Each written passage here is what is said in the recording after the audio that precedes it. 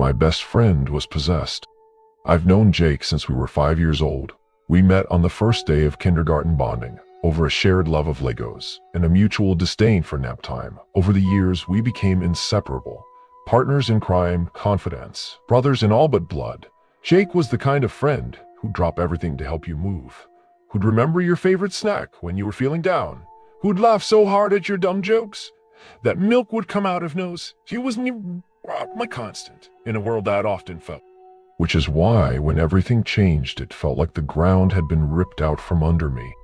It started with the Ouija board. We were at a party at our friend Sarah's house, the kind of gathering where everyone's a little too loud and a little too drunk. Someone, I think it was Sarah's roommate Mia, suggested we break out the Ouija board. It was one of those cheap mass-produced ones you can buy at any toy store, but it had a certain kitschy charm. We gathered around the coffee table, our fingers lightly resting on the planchette, and asked the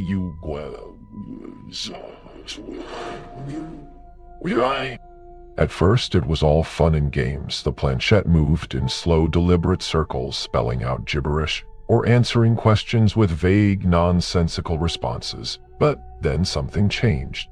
The planchette started moving faster, jerking across the board with a force that didn't feel human. It spelled out a single word: Jake. We all froze our eyes, darting to Jake, who was sitting across from me. He looked pale, his usual easygoing smile replaced by a tight-lipped grimace. "What the hell?" he muttered, pulling his hands away from the planchette. "This is stupid, let's do something else." We all laughed it off, chalking it up to someone messing around, and moved on to beer pong.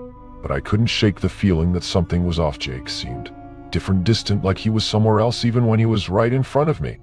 The next few days were normal, or at least as normal as life gets when you're in your mid-20s, and still figuring things out. Jake and I hung out like we always did, grabbing burgers at our favorite diner, playing video games, until 3 a.m. bickering over whose turn it was to buy the next round of drinks.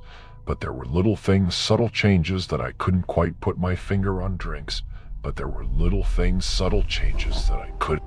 He started canceling plans at the last minute, something he'd never done before. When I asked him about it, he just shrugged and said he wasn't feeling well. His apartment, usually a chaotic mess of dirty laundry.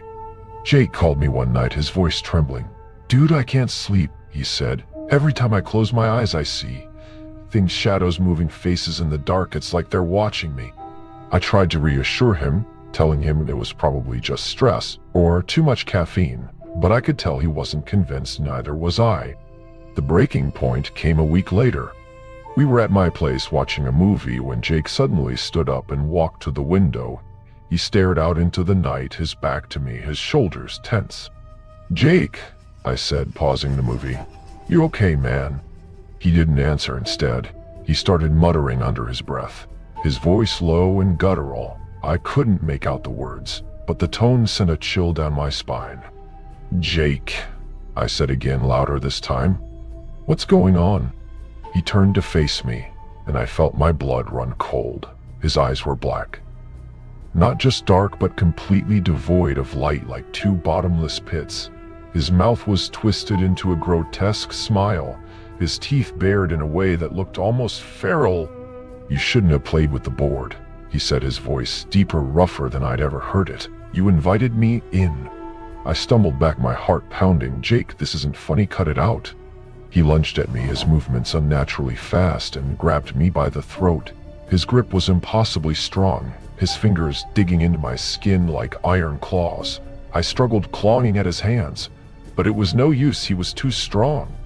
"You're weak," he snarled, his face inches from mine. "All of you so easy to break." I managed to kick him in the stomach, and he stumbled back, releasing me. I scrambled to my feet and ran for the door, but he was faster. He grabbed me by the arm and threw me across the room like I weighed nothing. I hit the wall with a sickening thud, the air knocked out of my lungs. "Jake, please," I gasped, struggling to breathe. "It's me. It's Alex, your best friend." For a moment his expression softened, and I saw a flicker of the Jake I knew, but then the darkness returned, and he let out a guttural laugh.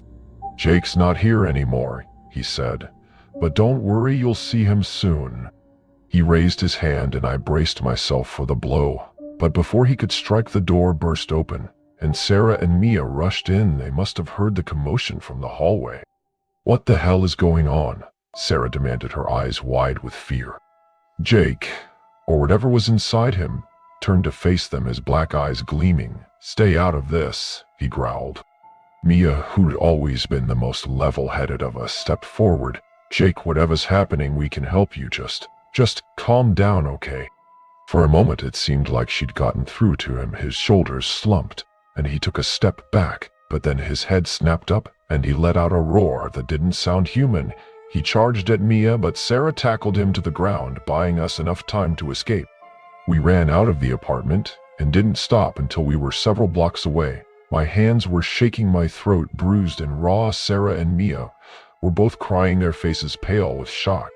"What the hell was that?" Sarah asked, her voice trembling. "What's wrong with Jake?"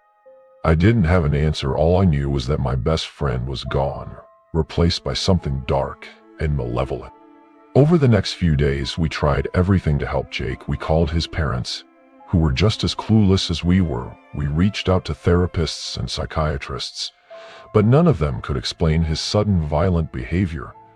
We even considered calling the police, but we were too scared of what might happen to him, or to us. Then one night, I had an idea. I remembered an old episode of a paranormal investigation show I'd watched years ago. The hosts had dealt with a case of possession, and they'd brought in a priest to perform an exorcism. It sounded crazy, but at this point, I was willing to try anything. I reached out to Father O'Malley, a local priest who'd been recommended by a friend of a friend. He was skeptical at first, but when I told him about Jake's behavior, the black eyes, the superhuman strength, the voice that wasn't his, he agreed to meet with us. We gathered at Jake's apartment, the four of us, me, Sarah, Mia, and Father O'Malley. Jake was sitting on the couch, his head in his hands, muttering to himself. He looked up as we entered, and I saw the darkness in his eyes. "You brought a priest," he sneered, his voice dripping with contempt. Father O'Malley stepped forward, holding a Bible in one hand and a vial of holy water in the other. "In the name of the Father, the Son, and the Holy Spirit, I command you to leave this body," he said, his voice firm and steady. Jake let out a guttural laugh. "You think your little rituals can stop me? I'm stronger than you can imagine." The priest began to recite the rites of exorcism, his voice rising in volume and intensity. Jake thrashed and screamed, his body contorting in ways that shouldn't have been possible. The room grew cold, the air thick with a sense of dread. "Jake, fight it!" I shouted, tears streaming down my face. "You're stronger than this." For a moment it seemed like he heard me. His eyes flickered, the darkness receding just enough for me to see the Jake I knew.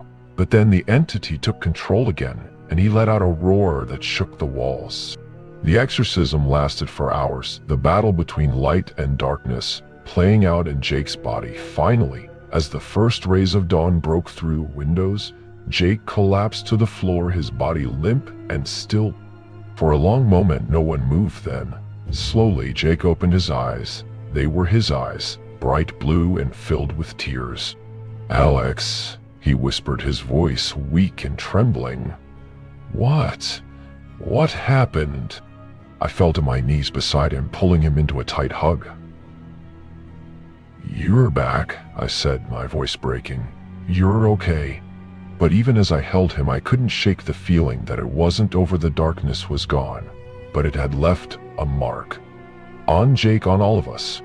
Jake doesn't remember much of what happened during those weeks. He says it's like a foggy dream, fragments of memories that don't make sense. He's been seeing a therapist, trying to piece together what happened.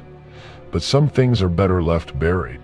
We don't talk about the Ouija board anymore. We don't talk about the exorcism or the thing that took over Jake's body. But sometimes late at night, I catch him staring into the darkness, his eyes distant, his expression haunted.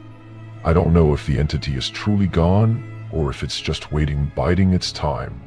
All I know is that my best friend is back, and I'll do whatever it takes to keep him safe, even if it means facing the darkness again.